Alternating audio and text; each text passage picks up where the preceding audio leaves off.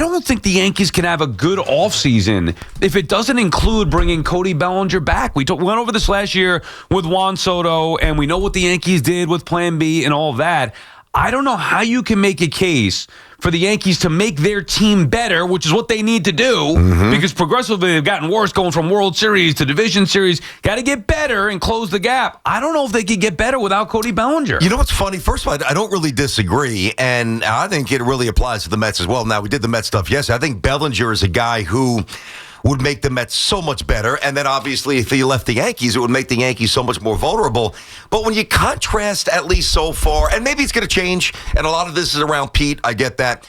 But like there's a lot of juice and anticipation and energy for the Mets offseason. I'm not feeling it for the Yankees. Now, that doesn't mean that it can't wind up being really good. See, I think what it comes down to for Bellinger, and I do think he's going to stay, right?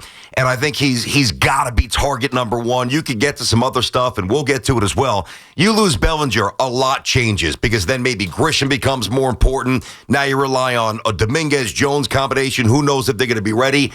But I am not worried, and I don't know where you stand on this, but I'm not really worried about overpaying for Bellinger. I'm going to tell you why. Now, there's certain players that I am worried about that with. I look at Bellinger, and I see a guy who, even when he goes 0 for 4, can help the Yankees win a game. He can make a play in left, can make a play in center, can make a play in right, can make a play in first, can make a play on the bases, and for the most part, is going to put the bat on the ball to at least, maybe scratch out a run the non-conventional way. So I don't know if it's going to go to 6 years. I don't know if it's going to go to 7. I don't know if it's going to 180 or 190. Wherever it goes, Yanks have to pay it. That's it. Right, and that's kind of the point. And furthermore, there was an excuse last year to lose Juan Soto because Soto clearly wanted to take the most money. I don't believe, now I don't know this, I'm sure Bellinger wants to get paid and he's going to go with the best offer, but a combination of things. Juan Soto wanted the most money. He went left for the Mets, didn't care who was going to give it to him. He just wanted to take that. I believe Bellinger wants to be back, and if that's the case, I don't want to see the Yankees try to draw a line and be like, well, we value you here, but we're not going to get reckless. Now, when you do that, you run the risk of having a DJ LeMahieu type contract, and you just have to live with it. But he's going into age 30 season. Forget about year 6 or year 7 if you get to that point. You're worried about year 1 through 3. Yankees, I know they always have a championship window, but we're talking about right now, maximizing what they have with Aaron Judge and what they have in place with Garrett Cole and Fried and some of the young pitching, whatever. You're trying to win a World Series now. You're the New York Yankees. You got a player who thrived here last year, extremely versatile, good in the lineup with Judge, just a perfect fit. I think wants to be a Yankee, just get the deal done. Whatever the market value is, if you have to exceed it by a little bit, fair enough, just get the deal done. You're the New York Yankees. There should be no excuse. Last year they had an out with Soto. There is no out with Bellinger. Well, I agree. And what I'd like to see the Yankees do, stop waiting around. And I know it just started, so I'm not getting on them, but I don't want to see this thing drag out into, early December and other teams are setting the market on Bellinger. How about the Yankees come out and they say, hey, we want you. Here's the number. It's a healthy number in terms of AAV and length of contract. Let's get it done. Don't sit around waiting for these other teams to do. Don't wait for the Mets. Don't wait for the Dodgers. Don't wait for whomever to jump back in. Especially if he wants to be here. Yeah, and that seems to be it just looked like a natural fit last year. And his dad played here. So there's evidence that, or reasons you would think he would want to stay. I don't dude, you're the Yankees. You're going to let $3 more million a year, an extra year. What are we talking? We're talking nothing. See, there's a difference in this. You could bring the Mets into the conversation here as well. And I've been thinking the same thing in regards to Pete Alonso. There's a difference between being reckless and just being aggressive here early on. The Mets did this a couple years ago with Diaz. He didn't want to go anywhere else. They wanted him back. Before he even hit the market, they got it done. Boom, 5 years, $100 million deal. And you could say that you want a player. The Yankees could say that they want Bellinger. Okay, well, if you want Bellinger, talk to him now. Forget what the market is. What are you worried about? You have a rough idea of what the market's going to be. Just give him your best offer. The fear is that, and maybe it's more so with the Mets because they're the Mets and not the Yankees, that they're being used. And you don't want to set the market. And then if the Mets, hypothetically, if the Mets offer Pete Alonso 6 years, $180 million, which I said I would do, now Boris and Pete have that, and they say, well, bare minimum, we're getting 180. Yeah. And can go shop that. Yep. That's why I say it has to come with the caveat of, here's the offer. This offer stands for a week. You got a week to go do whatever, or whatever it may be, whatever time frame you want to figure it out. We're not here to be used. It can't just be, you're going to come back to us and we're going up. No, this is it. This is it. You want us to go up maybe to $200 million because what's an extra? But at some point, you got to draw the line. I would just go with my best offer right out of the gate, and I think the Yankees should be doing that with Bellinger. And I would think it would be a lot easier with Bellinger because I truly believe he wants to remain a New York Yankee. I don't know that. I'm just getting that feel. And if that's the case, to your point, why wait for the market to develop? Just go get him now. Well, and this is the time to do it. Now, the Yankees have a lot of young players, none of whom have distinguished themselves to the point where you're like, no doubt. Except maybe Ben Rice is a hitter. Listen, I like Wells, but there's a lot of room to go. I mean, Volpi obviously was a mess last year. Dominguez is making peanuts, but who really knows what he is? Obviously, if Jones makes a team, he's making peanuts. Like, outside of Aaron Judge and Fried and Garrett Cole, where's the big money? You know, Jazz isn't making a ton of money. McMahon's, what, $15 million? And what other players are the Yankees really attached to? Now, I'm sure they'll talk to Tucker, and if they lost Bellinger, I'm sure I would think that they might aggressively pivot there.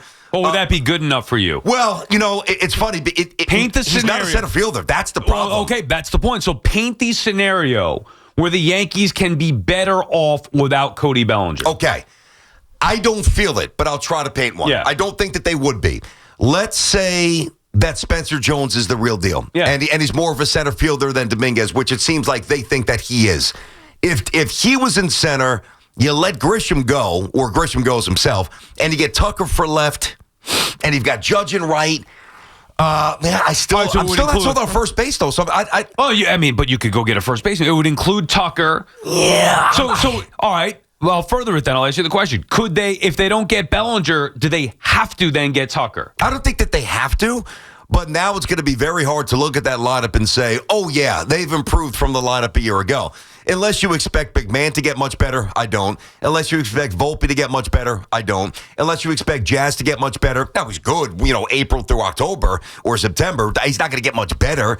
I think Ben Rice will get better, and I think that's probably it. But you lose Bellinger and you don't get a Tucker or a Bregman, and they're not getting Bregman because they got a third baseman, and McMahon's got a couple of years to go. See, I think that would be a mistake just to say, well, we got McMahon and lock him in a third and not go after Bregman. Oh, don't get me wrong. If I'm the Yankees at this point, I would say, yeah, you know what? Bregman was okay, but we're going to move on here.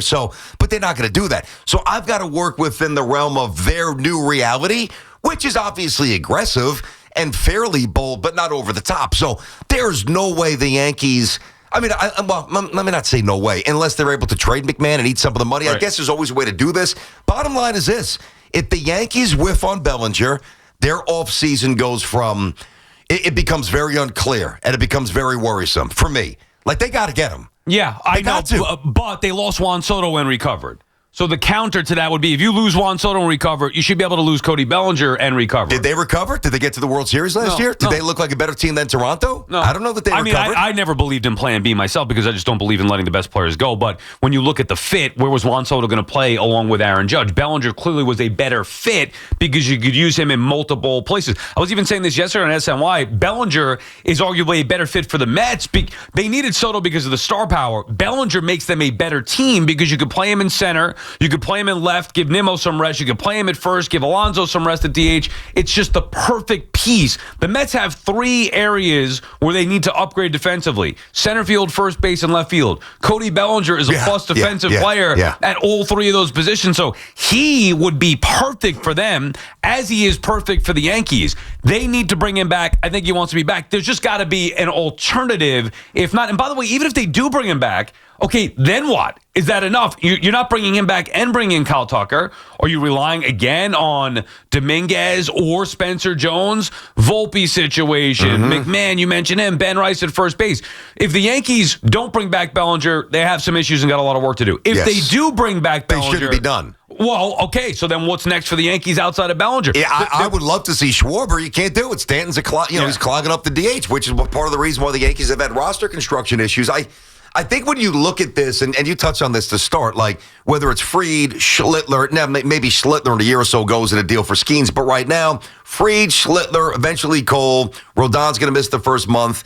Eventually, pitching, Schmidt it should and be Heel. set. It should be set, though. Their pitching should be locked and loaded. So, to me, the emphasis should be on defense, but they need some more sticks. Cashman mentioned it yesterday. Good to have a closer. They have a Bednar set in place. You don't have to worry about that on the market. He was good. The bullpens I wouldn't worry about. You could build them in season. Usually Yankees figure out a way to do that, whether it's before the year with some under-the-radar type signings or in season. Cashman has done a good job at that. I just, again, look at the infrastructure, the construction of this roster, and you need to change some things up. I would be open to moving Jazz. I would be open to moving Giancarlo Stanton. I think those type things. Quan, to me, is the perfect fit, so I'd go all in to get him if he is, in fact, available. Now, doing that, you're going to have to give up, you would think, either Spencer Jones or Dominguez, maybe some young pitching, not named Cam Schlittler. But now you do that. And if you could bring back Bellinger, now that could be enough right there. Big moves. Look at the lineup with Quan in it. Yep. A true leadoff hitter. Mm-hmm. And you have Bellinger in the same spot he was. Your outfield is set. Yeah. Grisham at that point would be a luxury if he comes back. There's things to do. It's funny. I think both the Yanks and the Mets need to make bold trades. We always focus on this about the pursuit of the big ticket free agents, which we get. It's fun and it's hot stove, but I think, and I said this before, I think the Mets get Schoolable. Now, I don't know if I'm as confident about the Yankees getting Quan, but that's a trade that opens everything up for them. Even with Bellinger back, they don't have a leadoff hitter. I know. Which would be a priority for me. Go out there and get a leadoff hitter. That's why I say Quan is the best one. You want to talk about Arise? We mentioned him yesterday. I mean, that would be another guy that would maybe set the table for the Yankees' power that follows behind him. Yankees a lot last year, BT, relied on the young guys. We went over it before the year, and almost none of them. Wells did not do what he was supposed to do. Volpi nowhere near what he was supposed to do. Dominguez nowhere near what he was supposed to do. Ben Rice the only one who kind of popped there, and clearly there were limitations to his game where he doesn't have a position. First base or catcher, they like him there, but he's clearly not a first baseman. I don't think he's a good catcher, so he's a DH, which leads to the conversation of they have 15 different DHs. Yeah. They need to change some things up. So maybe it's not just about who they're adding, also about what they're subtracting or trading away to clean up some of the mess. Boy, we've been saying for years, move on from Stanton. We know he's got the no trade. You don't have to tweet us. We know that. But how do you not approach him at this point? Like, if you're the Yankees, how do you not approach Stanton and say, hey, listen, here's where we are. Here's where you are. Yeah. If we can find a move, would you be okay with it? Like, you've got to have that conversation. Yeah, I don't know what the Yankees are thinking. Cashman did say yesterday, alluding to the fact that Ben Rice could be their first baseman. Yeah. I mean, Ben Rice, everyday first baseman, or at least majority first baseman. I think he could become a functional first baseman. Not much more than that. He looked pretty bad on those throws. Who would get on Pete, but at least Pete scoops him. Also, Rice didn't scoop any. Maybe this is the best case scenario. You trade for Quan. Yeah. You could have Bellinger in center, or Grisham accepts the offer. Uh-huh. He could play some center, Bellinger at first, I Rice like it. DH a little bit, Yeah, I like Rice it. catch a little bit. Yeah. That gives you some, but that includes trading for Quan and signing Bellinger. Maybe if they did those two moves, you'd be okay with that as far as the lineup goes. Either way, moves to be made. I think Bellinger is a big key. The same way I would say it for the Mets offseason, but I don't think it's realistic. Yep. Yankees cannot let there should not be an excuse. Last year they had an excuse with Soto. No excuse letting Bellinger go this time. See, I don't know if I remember saying this yesterday a few times here. I don't think the Mets are going to have a middle of the road offseason. I think it's either really good or it's really lackluster. And I'm trying to see if I feel the same way about the Yankees. I think I've focused less on them in my mind because I think there's fewer options, and maybe I'm just under these, and maybe this is my fault. I'm just under the assumption Bellinger's not going. Right. But again, if I'm going to be fair to the discussion, if they were to lose Bellinger and they don't do some other stuff, it goes to a bad offseason. Now, it doesn't mean you'll be a bad team because of the pitching, but the next month or so, Yankees need to have some good moments here. There's no doubt about it. BT and Sal and the Fan, our friends at Town Fair Tire, remind you that at Town Fair Tire, you always get the guaranteed lowest price on name brand tires from Connecticut to Maine. Nobody beats Town Fair Tire. Nobody. Joey Clam starts us off in Brooklyn. What's up, Joey? Hey, Joe. The Rosado brothers, they're taking hostages. Hey, listen, the Yankees, Sally Boy, how you doing, BT? Joe. The Yankees got to fix the 5-6 hole, which they haven't fixed in years. They're batting 200 on those spots. And when you play first base, always expect a bad throw. Ben Rice has a frying pan glove. How are we fixing the 5-6 hole? Hal, where are you? Step up to the plate, Hal. You know what I mean? You got to step up. We're not asking you to be your father, but act like a Steinbrenner. Well, why are you worried about the 5-6 spot when you should be worried about the leadoff spot? No, 5-6 hole. Defense. Third base is shortstop. Oh, third defense. I'm base sorry. is shortstop is a stiff. You're batting 200 from your third baseman and your shortstop. You can't have championship baseball with garbage shortstop and third base batting 200. Well, Joe, all the think time. about this, Joe. Listen, stop with the sunny doos and the sunny sides. BT, where's your Uncle John and Uncle Pat? Brennan's Bar, wherever you. A Jack and a Heineken. All Let's right, break Joe. that. Thank you, Joey is out of his mind in a good way. Start the show, yeah. So okay, we all know 2009, and I get it. We might not ever in our lifetime see a better Yankee infield than Teixeira, Cano, Jeter, and A-Rod around the horn. I mean, really, as good as it gets, right? And you throw in some other players, but that's phenomenal. Does this sound like a championship infield? Rice, Grisham, Volpi, McMahon? The answer is no. Oh, you talking about infield? You said Rice, Grisham? Not Grisham. I'm Yeah. sorry. Jazz. Thank you. Okay, yeah. Obviously, Sorry. Rice and Jazz and Volpe or even Caballero and McMahon.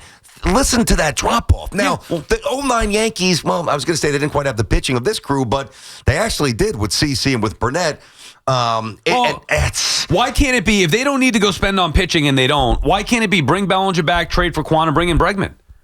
Well, that's too much to ask. It's the Yankees. Yeah, they're not doing that. Well, why not? I don't have the answer. I'm not saying that I wouldn't do Are you it. trying to close the gap on the Dodgers or no? But where's the evidence that they would do that? That's the problem. Well, Cashman said yesterday, money is not should not be the Let's issue. see it. Well, then figure out how to build a better ball club instead of relying on all these young guys or Let's guys see who it. strike out a ton and hit 200. Well, Bregman's out there. Go get him. And I'm not saying be reckless. Think about the offseason they had last year after they lost Juan Soto. Bringing Bellinger back is not doing much. You're just bringing him back. Okay, well, now how are you getting better? Trading for Quan is not going to cost you a lot. Give up one of the useless pieces, whether it's Dominguez or Spencer Jones, and they are useless as it pertains to today's Yankee ball club. You can talk about the potential in the future. I'm tired of it. Why? You got to go out there and win now.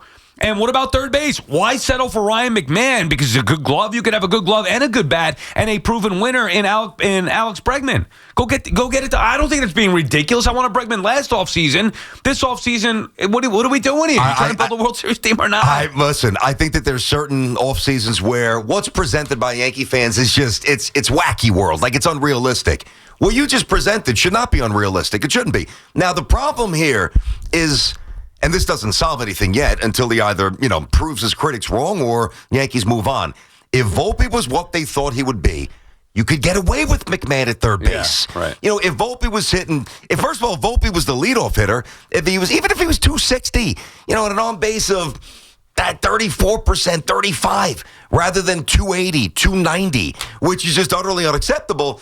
It just creates, and that's why Joey says the 5 and the 6 hole, it's a problem. It's a big problem. And listen, I think the notion of, well, you bring back Bellinger and all is right. No, you bring back Bellinger, you are what you were last year. Right. That's a starting point. Right. And the point is they can't go backwards again. They needed to bring back Soto and build on top of that. Again, different circumstance. This year, bring back Bellinger and then build on top of it. But either way, I don't know how you can make a great case. Yankees are always aggressive. We know that. I don't know how you can make a great case that they would be. Cashman said it himself yesterday. He said, quote, we would be better suited with bringing him back. Good. Then bring him back and there shouldn't even be a discussion. BT and Sal.